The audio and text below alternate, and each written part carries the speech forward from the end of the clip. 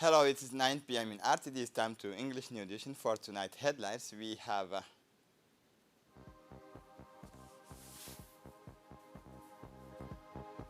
the graduation of memorizers of the Holy Quran at Ar-Rahma complex. At the international scene, the Baobab tree represents hope for the economy and environment in Kenya. Welcome to our newsroom.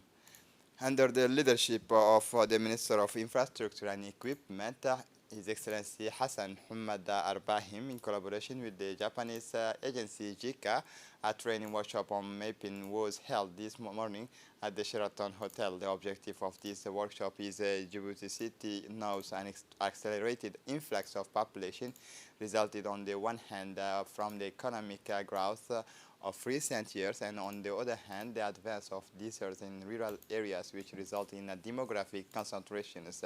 The population are settled in a disorderly manners in suburban areas where housing is not developed, preventing the development of the infrastructure such as roads, waters, and sanitation network, which is a constraint for socio-economic stabilization. A signing ceremony of the agreement between the Department of Transport and the JICA agency took place between the Director of Transport, Mr. Dileta, and the representatives of the JICA, Mr. Kaneda Masayuki.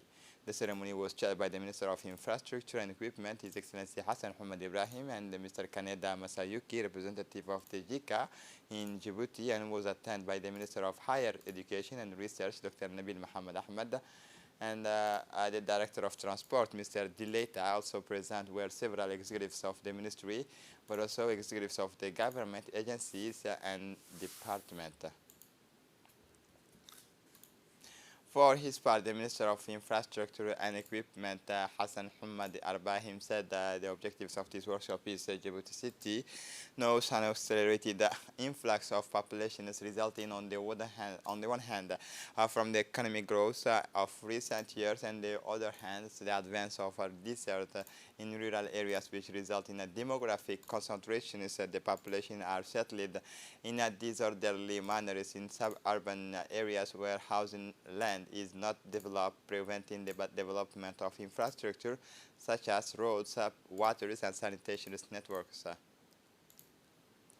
As part of the examinations of the draft PA 2023, this Monday, December 26th, the Committee on Finance, General Economy, and Planning has concluded its work by hearing Mr. Isman Ibrahim Roble, Minister of Budget, Said Nuh Hassan, Minister of Interior, Dr. Ahmed Roble Abdullah, Minister of Health, Qasim Harun Ali, the Minister Delegate in charge of Decentralization, Mr. Muhammad Warsama Diriye, Minister of Trade and Tourism. This meeting, which saw the presence of the parliamentarian members of and non-members, was chaired by the Honorable Charmake Musa Arre, chairman of the committee. During the meeting, parliamentarians have widely debated with the members of the government on the draft law 2023, as well as questions on resources and expenditure raised to the ministerial department mentioned at the end of a rich and instructive debate. And with the enlightenment of the high executives of the ministerial department, this working session concluded by transmitting the draft with a favorable opinion to the next public session scheduled for this Wednesday, December 28, 2022.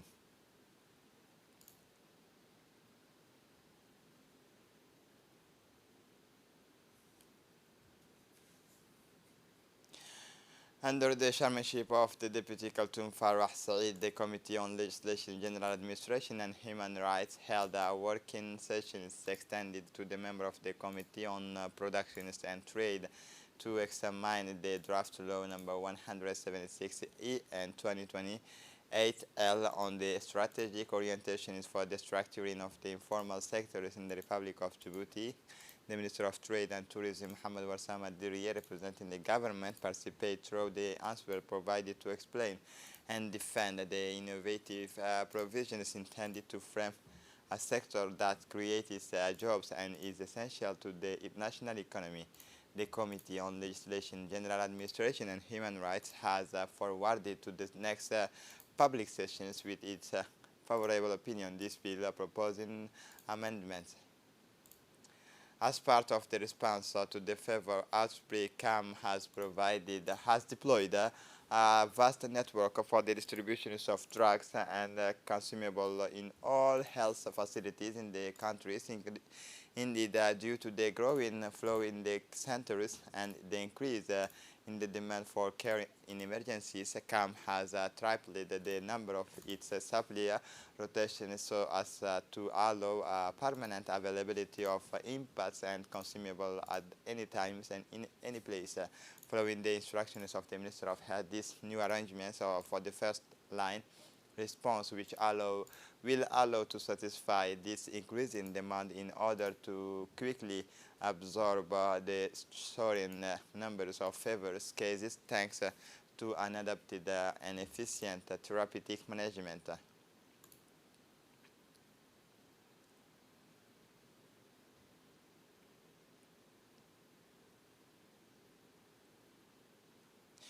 In close collaboration with the Ministry of Islamic Affairs and Waqf, the Al-Rahma complex affiliated with the NGO Al-Rahma in the state of Kuwait organized this morning a ceremony dedicated to the graduations of 60 young memorizers of the Holy Quran. The ceremony of honor and distributions of a certificate of this class, which is the fourth of its kind, was held in the complex in the presence of the regional directors of the NGO Al-Rahma, Mr. Abdul Ghani Al-Qureshi, and the director of educational complex, Dr. Abdullah Fatouh, and the director of Islamic Affairs, Mr. Ismail Hassan Roble, as well as the director of the Department of Multisectoral Relations of the Ministry of Muslim Affairs, Foreign Affairs, Ambassador Gelle Idris Omar, and the director of the Saudi School, Saleh Al Ghamidi. At the beginning of the events, the participants listened to the wonderful examples of the recitations from the Book of God presented by a group of memorizers. It is worth noting that the regional office of the NGO Al-Rahma supervises 10 centers for memorizations of the Holy Quran spread in Djibouti, the capital, and the regions, with about 1,000 students. The director of the educational complex, Dr. Abdullah Fatouh, delivered a speech at the ceremony in which he reviewed the tireless efforts of the NGO Al-Rahma, represented by its office in Djibouti, in serving the Book of Almighty God, thanking and appreciating the distinguished donors of the brotherly state of Kuwait. In his turn, the Director of Islamic Affairs at the Ministry of Islamic Affairs and Waqf, Ismail Hassan Roble, congratulated the first promotions of the young people who memorized the Book of Almighty God, stressing that at the same time they can create a role played by the NGO Al-Rahma in the preparations and qualification of the memorizers. He also emphasized the great attention paid by the ministry under the leadership of Mr. Mumin Hassan Barre regarding to the services of the Holy Quran. The Director of Islamic Affairs reviewed the different competitions organized by the ministry, such as the national competition and the regional competition organized every year in the month of Ramadan. Still in the continuity of the exhibition sale and handicraft of the country on the parking lot of the supermarket Casino, organized by the Ministry of Trade and Tourism, the initiative to organize the exhibition sale of handicraft is part of the promotions in the Djibouti. It also aims to develop the value chain craft, and this so that the associations of the craftsmen of the country can realize the interesting profit by taking advantage of the customers of this bigger surface, very frequented not only by Djiboutians but also by civil and military foreign nationals settled in our country. The 20 artisans invited on these occasions have displayed under tents set up for these occasions by the management of the casino. Their handicraft one could see on the stands, jewelry and keychains, beaded basketry, and goat skin sandals are decorative. The exhibitors have left nothing to chance, and the diversity of their product reflected not only their expertise, but also their diversity of Djiboutian crafts. A ceremony of formal hearing of the Court of Appeal of swearing took place in this morning so at the courthouse of two inspectors of the general inspections of the state given the presidential decree 2022-61 of 17 October 2022. Mr. Ali Adan Qayyad and Mr. Hassan Mohammed Isa. The session was chaired by the first President of the Court of Appeal, Mr. Nim'a Ali Warsama, and was attended by the Deputy Prosecutor General. The President welcomed them and reminded them of the importance of the role of the State Inspector. As part of the program Djibouti Zero Waste, the city hall continues its operations and read that the public domains and of abandoned vehicles. This operation is of removal of abandoned vehicles on the public highway, which continues in ways these last days, aims to make the capital cleaner. The phenomenon of open-air garage that continues to grow affects the cleanliness of the city. So the mayor of the city, Said Daoud, and his teams, as well as his partners, crisscross the town of Bulaus. He went early this morning in the town of Bulaus to the garage installed anarchically located behind the city Dawale. All the wrecks of the abandoned cars have been cleared. They narrow the public roads, also disturbs the traffic. Also the West has one and only destination is to the garbage ring.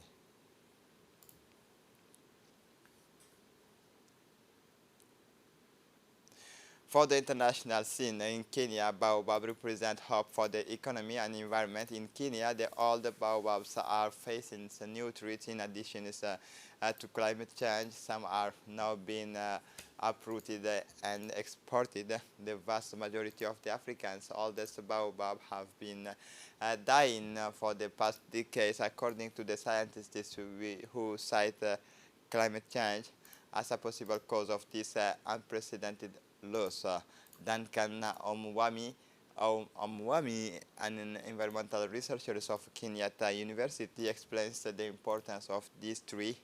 If we look at the compositions of the baobab itself, it is a tree that is capable of storing large volumes of water. It is capable of surviving in different environmental conditions, and research has revealed that the baobab is the best tree that may be able to help combat the effects of climate change.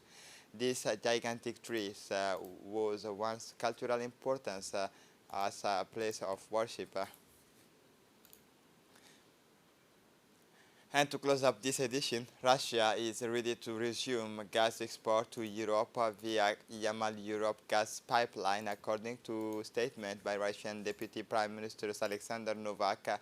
Russian Deputy Prime Minister Alexander Novak said on Monday that Russia is ready to resume natural gas supply to Europe via the Yamal Europe pipelines to address the continent's energy supply shortage. The Russian news agency TASS reported, citing Novak, that European Union market is still open to Russian natural gas. The supply of Russian natural gas through the pipeline Yamal Europe stopped at the beginning of this month, according to what was announced by the company that operates the pipelines. Russia's natural gas to the European continent have been decreasing since the outbreak of the Ukrainian crisis last February, which plunged the countries of the European Union into the crisis of supply shortage at a time when temperature began to fall sharply, which means an increase in demand for energy sources.